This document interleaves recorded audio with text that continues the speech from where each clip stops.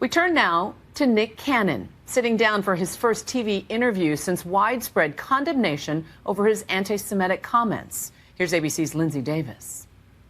You've made a very clear distinction between an apology versus atonement. Atonement.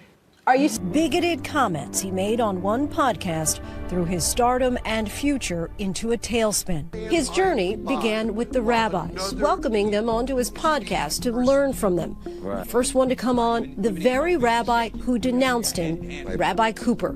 I didn't know you, but the world knows you. Right. Nick is the latest in a line of recent black celebrities accused of making anti-Semitic comments. To him, they're not rooted in prejudice. It's definitely ignorance. I don't believe it's hatred. I believe it's frustration. The black and Jewish communities, it's a complicated history. You have really great and powerful examples of allyship between the two communities who have often faced similar forms of oppression.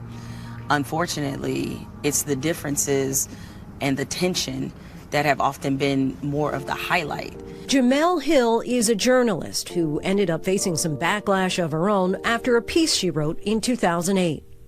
One of the things that I said in the column was, rooting for the Celtics is like rooting for Hitler, or something along those lines. All white people are evil because of the transatlantic slave trade. The Africans that sold us to the white man are also evil.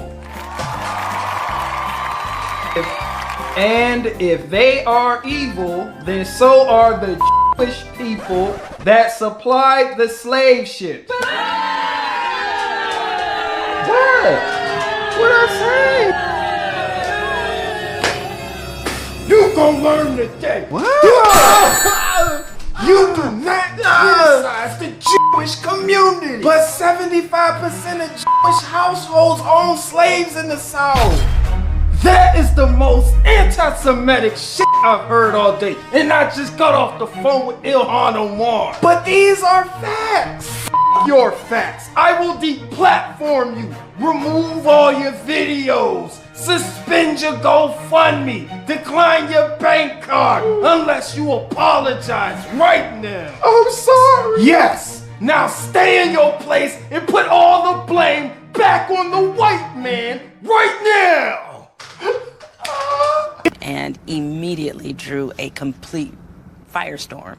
Jamel was mortified and apologized. We have to realize that stereotypes play into a larger issue of global racism. And so that's where it's dangerous. We can't be arrogant or presumptuous if you're in a marginalized group. That's when you start disrespecting other people that you have so much more in common with. Yes! Now stay in your place and put all the blame back on the white man right now! White people are evil.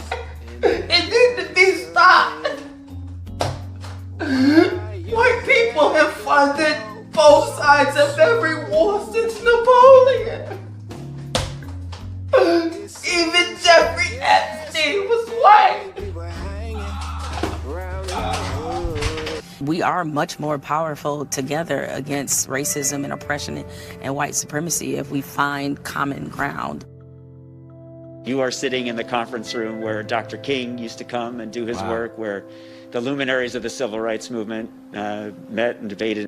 It's here at the Religious Action Center that Nick chose to host a podcast, taping with a diverse group of Jewish Americans.